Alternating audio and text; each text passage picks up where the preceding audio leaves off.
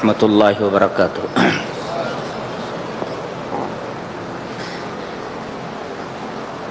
بسم اللہ الرحمن الرحیم۔ قرآن حکیم کے 10ویں پارے کی تفسیر کا خلاصہ پیش کیا جا رہا ہے۔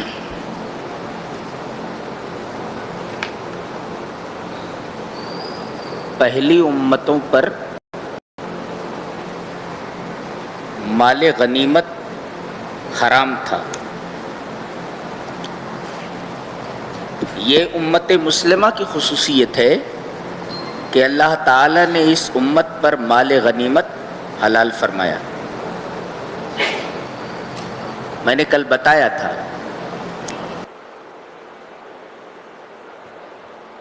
کہ جنگ میں جو مال حاصل ہوتا ہے اسے مال غنیمت کہتے ہیں۔ مال غنیمت کے مصارف کیا ہیں بتائے جا رہے ہیں۔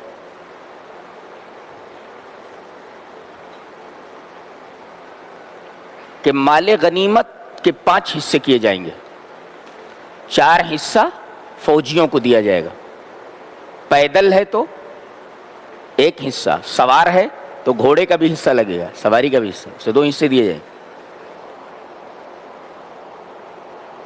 تو 5 حصے مال غنیمت کے کیے جائیں گے، جن میں سے 4 حصے فوجیوں پر تقسیم کیے جائیں گے، اور 1 حصہ بتایا جا رہا ہے کس لیے؟ وَاعْلَمُوا أَنَّمَا غَنِمْتُم مِّن شَيْءٍ فَأَنَّ لِلَّهِ خُمُسَهُ، خمس منے 1/5، 5واں حصہ۔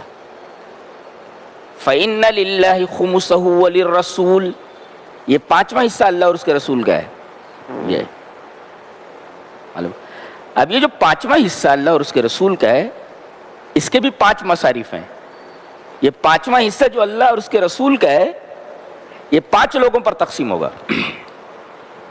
کون کون ہیں وہ؟ آپ کے رشتہ دار نبی کے، ولی ذی القربہ 1، والیتامى 2، والمساکین 3، اور وابن السبیل 4، اور خود رسول اللہ صلی اللہ علیہ وسلم۔ یہ 5 مصارف ہیں۔ اس کے بعد جنگ بدر کی تفصیل بیان کی جا رہی ہے کہ نبی کریم صلی اللہ علیہ وسلم کو خبر ملی کہ ابو سفیان ایک تجارتی قافلہ جو شام سے وہ لے کر آ رہے ہیں اور مکہ جا رہے ہیں، اس کے اندر جتنا نفع حاصل ہوا ہے اس سے وہ ہتھیار خرید کر مسلمانوں کے خلاف جنگ کریں گے۔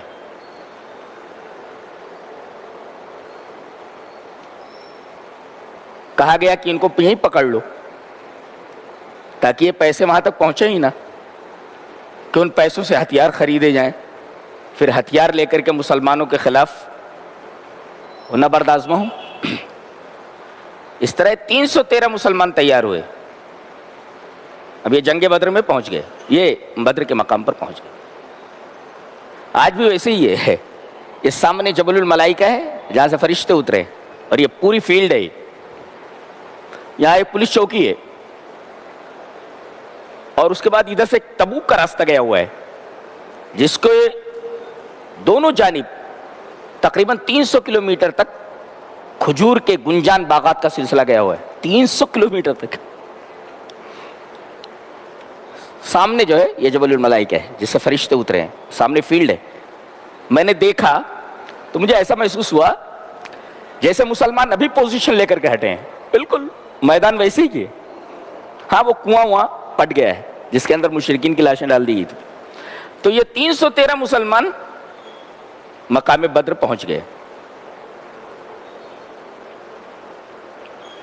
یہ جو قافلہ تھا یہ راستہ بدل کر کے مکہ کی طرف روانہ ہو گیا اور مسلمانوں کے ہاتھ نہیں آیا۔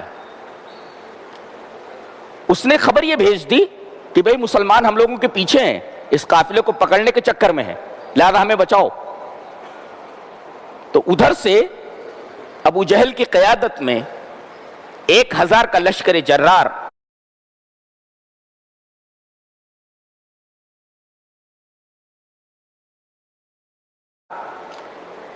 تعداد 1000 اور پورے ساز و سامان کے ساتھ روانہ ہوئے. جب یہ آگے بڑھے تو ان کو معلوم ہوا کہ قافلہ بچ کر نکل گیا ہے. تو انہوں نے کہا کہ اب جنگ کرنے کی کیا ضرورت ہے, لیکن بعض اس میں جذباتی تھے. انہوں نے کہا نہیں, اب اتنی دور آ گئے ہیں تو لڑے بغیر نہیں جائیں گے.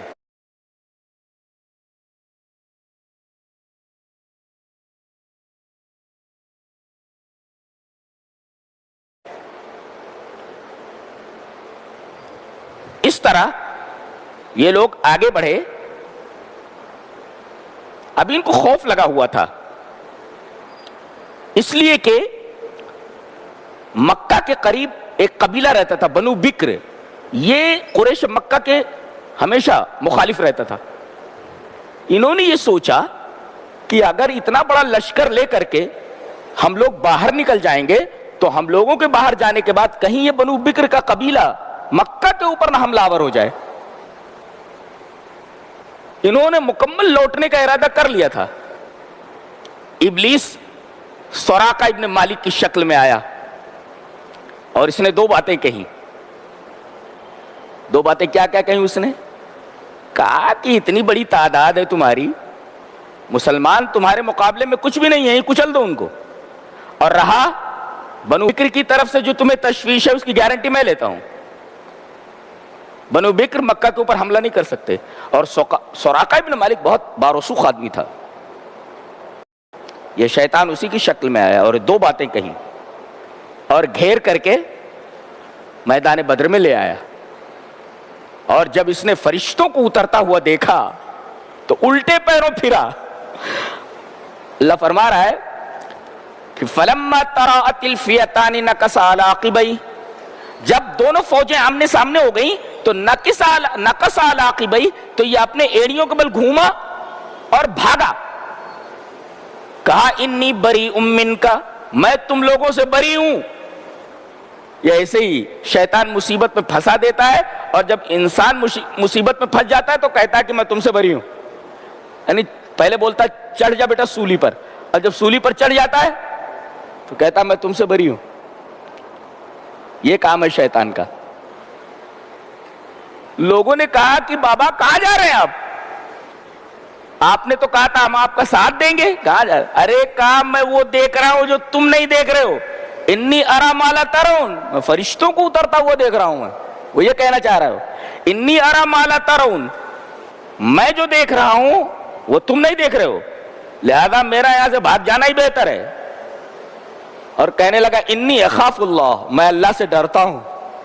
اس میں ایک مفسر نے بڑا اچھا نکتہ نکالا ہے کہ آدمی صرف زبان سے کہے میں اللہ سے ڈرتا ہوں تو اتنا کافی نہیں ہے, جب تک کہ وہ فعل معمور اور ترک محظور نہ کرے, کہ اللہ نے جن چیزوں کے کرنے کا حکم دیا اس کو نہ کرے اور جن چیزوں سے بچنے کا حکم دیا ہے اس سے نہ بچے. تو صرف زبان سے یہ کہہ دینا کہ میں اللہ سے ڈرتا ہوں اتنا کافی نہیں ہے. بہت سارے لوگ بولتے ہیں میں اللہ سے ڈرتا ہوں. ارے بھئی اللہ سے ڈرتے ہو تو اللہ نے جن چیزوں کا حکم دیا اسے کیجئے, اور جن چیزوں سے روکا ہے اس سے رک جائیے. آپ تو فعل معمور اور ترک محظور نہیں کر رہے اور زبان سے صرف بول رہے نہیں اخاف اللہ. جی میدان جنگ میں آنے سے پہلے اللہ تبارک و تعالی نے مسلمانوں پر 2 نعمتیں فرمائی, 2 نعمتیں عطا کی.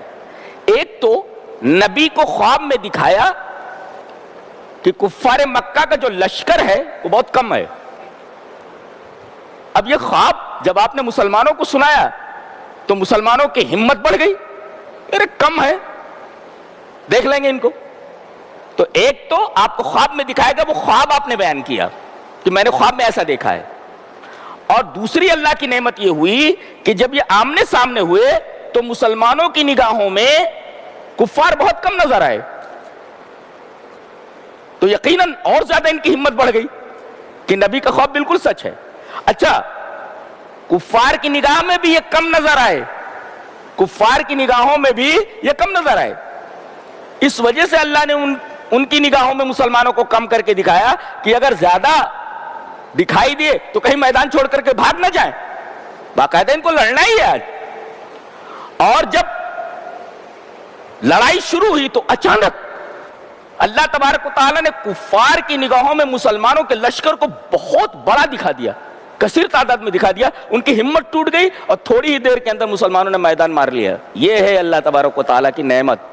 اللہ اکبر۔ تو ایک مفسر لکھتا ہے، بہت غور سے سنو ہے، کہتا ہے لا تغرک الحسابات المادیۃ فللہ معها معادلات اخرى۔ یہ جو تمہارے مادی کیلکولیشنز ہیں، دنیاوی کیلکولیشنز ہیں، اس پر دھوکہ مت کھاؤ، اس سے دھوکہ مت کھاؤ، اس پر مغرور مت ہو جاؤ۔ فللہ معها معادلات اخرى، اللہ تبارک و تعالیٰ کے پاس دوسرے ایکویشنز ہیں، دوسرے الٹرنیٹیوز ہیں۔ دیکھو، اور وہی ہوا، اللہ تبارک و تعالیٰ نے مادیت کے مقابلے میں غیر مادیت کو لا کر کے کھڑا کیا۔ نہیں، اللہ نے مادیت کے سامنے غیر مادی کو لا کر کے کھڑا کر دیا۔ کون آئے؟ فرشتے، نور کے بنے ہوئے، مادی تھوڑی ہے، میٹیریلسٹک تھوڑی ہے وہ۔ اللہ تبارک و تعالیٰ نے مادے کے مقابلے میں غیر مادہ کو لا کر کھڑا کر دیا۔ تو فللہ معها معادلات اخرى۔ تو دنیا کے جو کیلکولیشنز ہیں، ان کیلکولیشنز سے دھوکہ مت کھاؤ، اللہ تبارک و تعالیٰ کے پاس دوسرے ایکویشنز بھی ہیں۔ فللہ معها معادلات اخرى، معادلہ مینس ایکویشنز، الٹرنیٹیوز۔ تو اللہ تبارک و تعالیٰ کے پاس الٹرنیٹیو، کیسا الٹرنیٹیو تھا؟ لا کر کے کھڑا کر دیا اللہ تبارک و تعالیٰ نے مادیت کے خلاف غیر مادی مخلوق کو، فرشتوں کو۔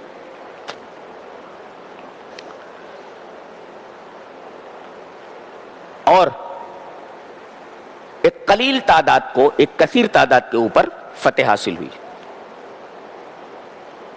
اس کے بعد کہا جا رہا ہے اب لیہلک من ہلک عن بینۃ ویحیی من حی عن بینہ، اب جو مرے ہلاک ہو وہ دلیل کے ساتھ ہلاک ہو، اور جو زندہ رہے وہ دلیل کے ساتھ زندہ رہے۔ کیوں؟ اس لیے کہ یہاں تو ہاتھی اور چیونٹی کا مقابلہ تھا، مسلمانوں کا فتح یاب ہونا ایک امر ناممکن، ایک امر محال تھا کہ قلیل تعداد میں بے سر و سامان لوگ ایک کثیر تعداد کے اوپر جو اسلحوں سے مزین ہے اس سے کیسے جیت سکتے ہیں؟ ان کا فتح یاب ہونا در حقیقت ایک خارق عادت چیز تھی، ایسا ہوتا نہیں ہے، امپاسبل تھا۔ اللہ نے یہاں امپاسبل کو پاسبل کر کے بتایا، یہ بتانے کے لیے کہ اسلام حق ہے، ورنہ قلیل تعداد کو کثیر تعداد کے اوپر فتح نہ دی جاتی۔ لہذا اب حق واضح ہو گیا ہے، اب جو مرے وہ دلیل کے ساتھ مرے، اور جو زندہ رہے وہ دلیل کے ساتھ زندہ رہے۔ حق واضح ہو گیا ہے۔ اللہ اکبر، اللہ نے حق واضح کر دیا، دلیل آ گئی، بینہ آ گیا ہے۔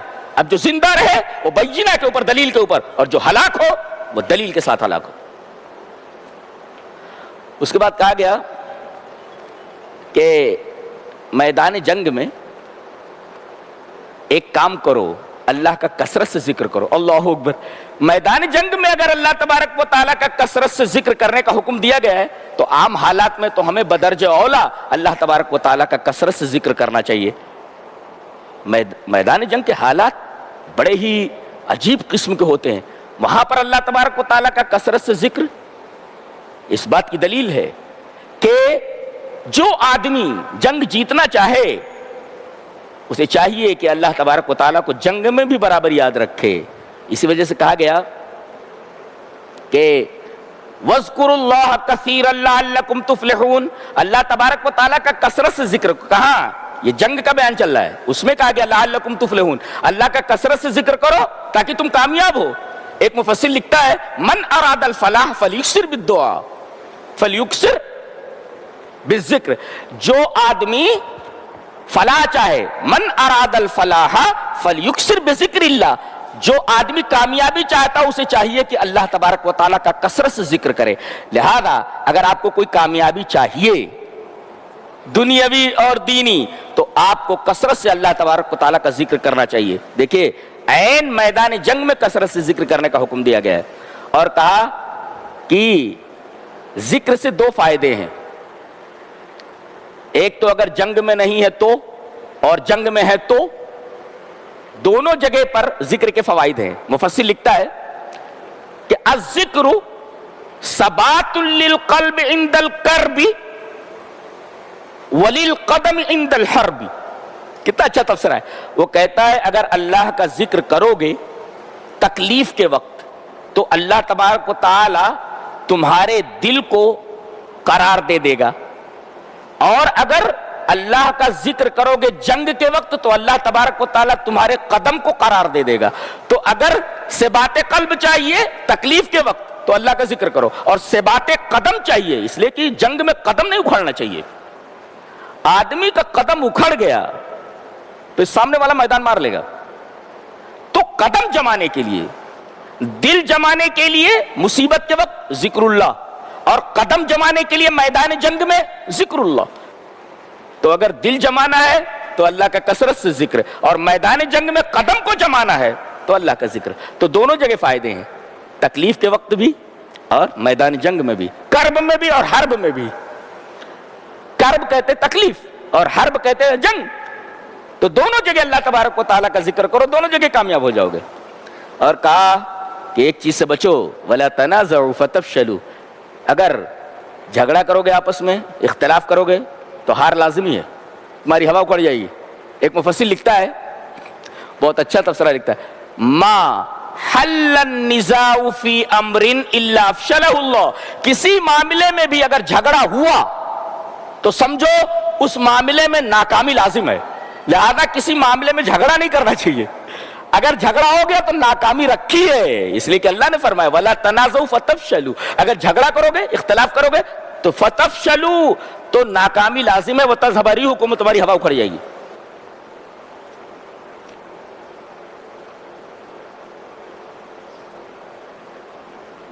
اس طرح یہ جنگ بدر کا بیان ختم ہوتا ہے.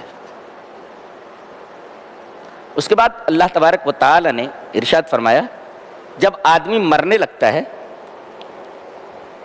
اور اس نے حق کو قبول نہیں کیا ہے، کافر ہے وہ، تو فرشتے اس کے منہ پر مارتے ہیں اور اس کی پیٹھ پر مارتے ہیں. فرشتوں کی مار کیسی ہوتی ہے آدمی بتا بھی نہیں سکتا، اس لیے کہ مرنے سے پہلے اس کی زبان پر مہر لگا دی جاتی ہے،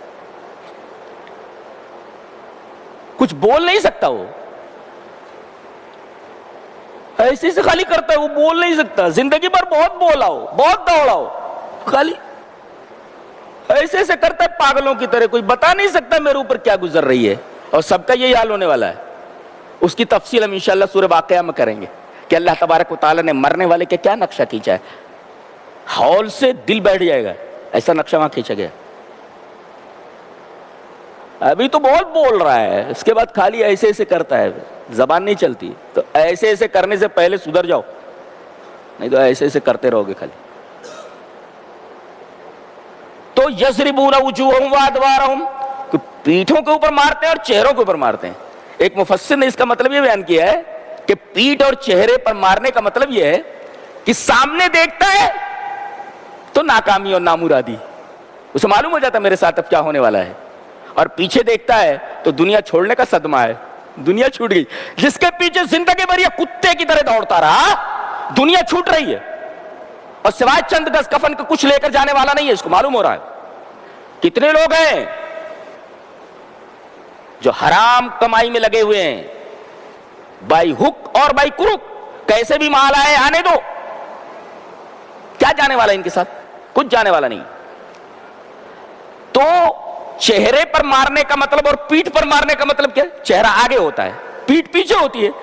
تو چہرے کا مطلب ہے کہ آگے دیکھتا ہے تو نامرادی اور ناکامی، عذاب منتظر ہے، اس کا انجام دکھائی دے رہا ہے. اور جب پیچھے دیکھ رہا ہے تو جس دنیا کو بنانے کے اندر اس نے حلال و حرام کی کوئی تمیز نہیں کی، وہ دنیا چھوٹ رہی ہے.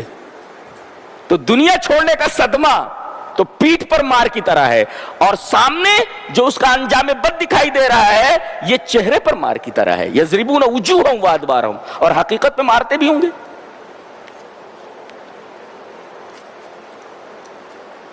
اس کے بعد فرمایا گیا کہ اللہ تبارک و تعالی انسان کو کوئی نعمت دے، علم کی نعمت دے، حسن کی نعمت دے، مال کی نعمت دے،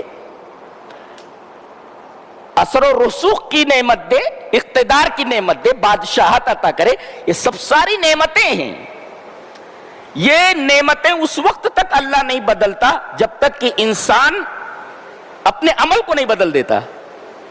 اس آیت کریمہ کی تفسیر میں ذالک بأن اللہ لم یکن مغیرا نعمتا انعمها علی قوم حتی یغیروا ما بانفسہم، جب تک وہ اپنی حالت کو نہیں بدلتا جب تک نعمت نہیں بدلی جاتی.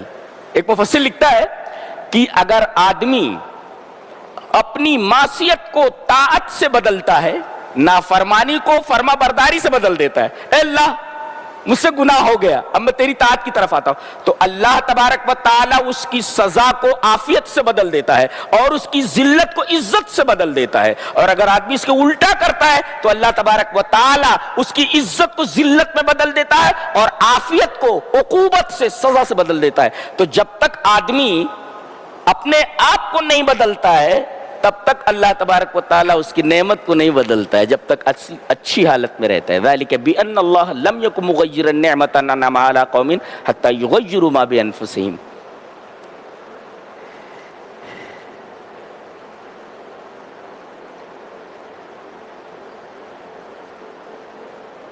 ہم لوگ ایک محاورہ بولتے ہیں، اینٹ کا جواب پتھر سے. جیسے وہ محاورہ غلط ہے، everything is fair in love and war, محبت اور جنگ میں سب کچھ جائز ہے. ایک محاورہ ہم اور بولتے ہیں، کیا بولتے ہیں کہ اینٹ کا جواب پتھر سے. تو اینٹ کا جواب پتھر سے قرآن کہتا ہے یہ محاورہ بھی غلط ہے. فرمایا گیا وَإِمَّا تَخَافَنَّ مِن قَوْمٍ خِيَانَةً فَانبِذْ إِلَيْهِمْ عَلَى سَوَاءٍ إِنَّ اللَّهَ لَا يُحِبُّ الْخَائِنِينَ. کسی قوم سے آپ کا معاہدہ ہے اور آپ کو معلوم ہو جائے کہ یہ چوری چھپے یہ معاہدے کی خلاف ورزی کر رہے ہیں، آپ کو معلوم ہو گیا خیانت کرنے والے ہیں، تو بدلے میں کیا کرنا چاہیے؟ خیانت کرنا چاہیے نا. فرمایا گیا نہیں، بلکہ یہ جو معاہدہ ہے ان کے منہ پر پھینک دو کہ ہمیں معلوم ہو گیا ہے تم عہد شکنی کرنے والے ہو.